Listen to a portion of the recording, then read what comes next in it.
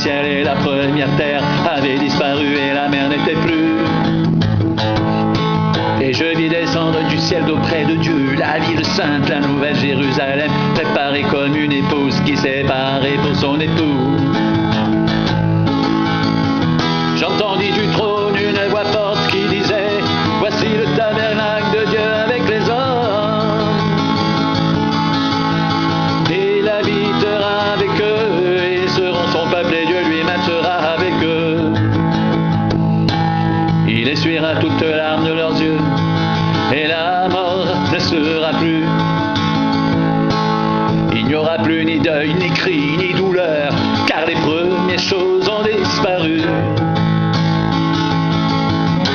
Et celui qui était assis sur le trône dit: voici, je fais toutes choses nouvelles. Et il dit: écris, car ces paroles sont certaines et véritables. Et il me dit: c'est fait, je suis l'alpha et l'oméga, le commencement et la fin. À celui qui a soif, je donnerai de la source de l'eau de la vie gratuitement. Celui qui vaincra héritera ces choses. Je serai son Dieu et il sera mon fils. Mais pour les lâches, pour les incrédules, les abominables, les meurtriers, les débauchés, les magiciens, les idolâtres et tous les menteurs, leur part sera dans les temps ardents de feu et de soufre, ce qui est la seconde mort.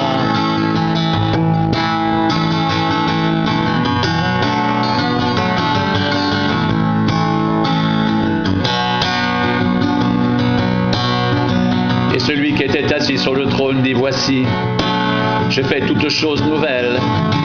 Et il dit: écris, car ces paroles sont certaines et véritables. Et il me dit: c'est fait, je suis l'alpha et l'oméga, le commencement et la fin. À celui qui a soif, je donnerai de la source de l'eau de la vie gratuitement. Celui qui vaincra héritera ces choses, je serai son Dieu et il sera mon fils. Mais pour les lâches, pour les incrédules, les abominables, les meurtriers, les débauchés, les magiciens, les idolâtres et tous les menteurs, leur part sera dans les temps ardents de feu et de soufre, ce qui est la seconde mort.